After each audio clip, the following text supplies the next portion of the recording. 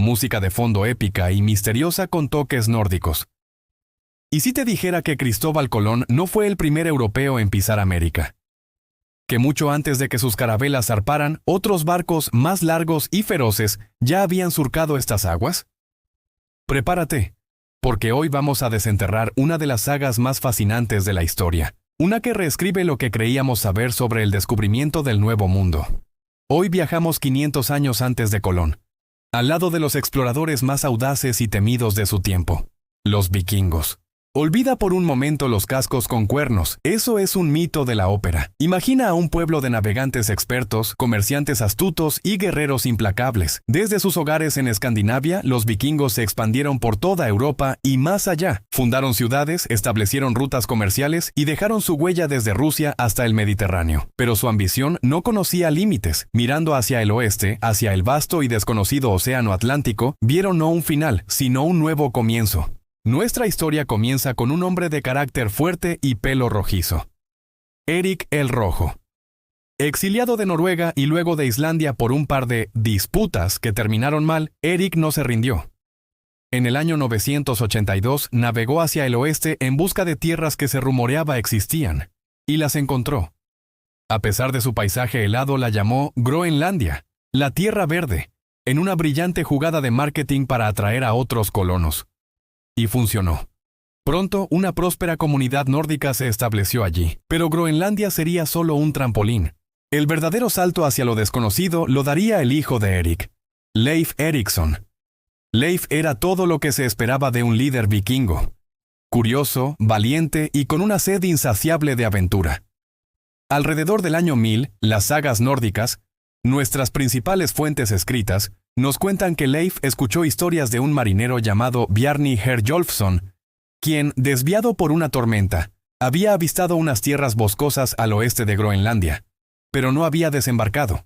A Leif Erikson no le bastaba con mirar. Compró el barco de Bjarni, reunió a una tripulación de unos 35 hombres y zarpó en busca de esas tierras misteriosas. Su primer avistamiento fue una tierra de rocas planas y glaciares. No parecía muy acogedora, así que la llamó Helluland, la tierra de las rocas planas. Los historiadores hoy creen que se trataba de la isla de Baffin, en el actual Canadá. No se detuvieron, navegando hacia el sur, encontraron una segunda tierra. Esta era plana, boscosa y con playas de arena blanca. Leif la bautizó como Markland, la tierra de los bosques. Todo apunta a que esta región era la costa del Labrador. Era prometedora, rica en madera, un recurso increíblemente valioso para los colonos de Groenlandia, donde los árboles eran escasos. Pero la aventura de Leif aún no había terminado. El destino final estaba más al sur. Finalmente llegaron a un lugar que parecía un paraíso. El clima era más suave.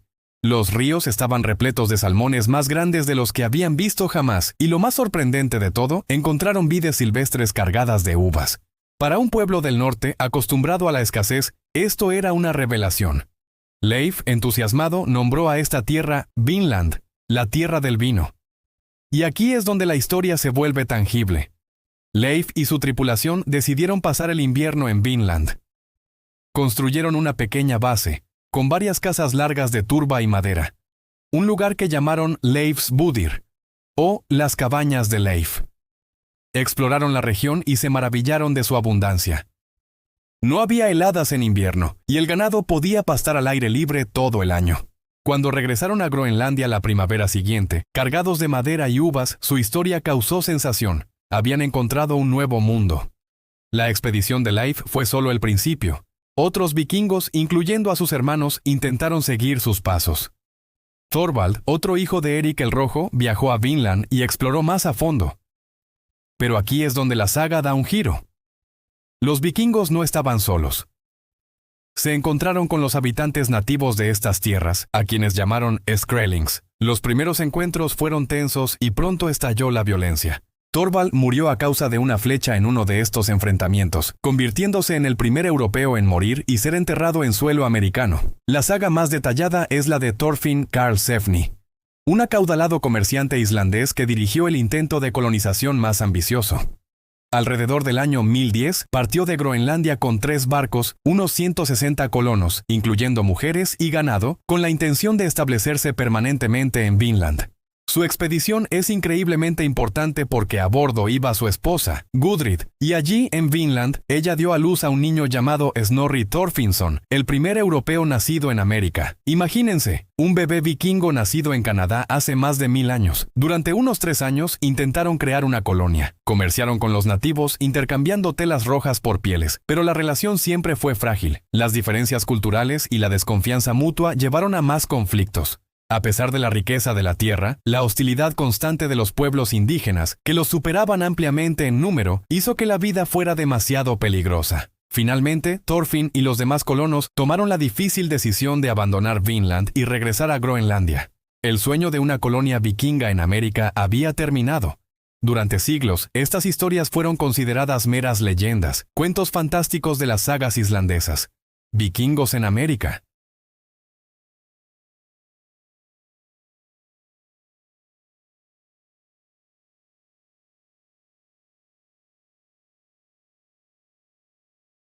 Excavaron y encontraron una forja de herrero, con restos de hierro y escoria, prueba de que habían estado trabajando metales. Hallaron un alfiler de bronce para sujetar una capa, una aguja de hueso y una rueca, objetos inequívocamente vikingos. Este no era un campamento nativo.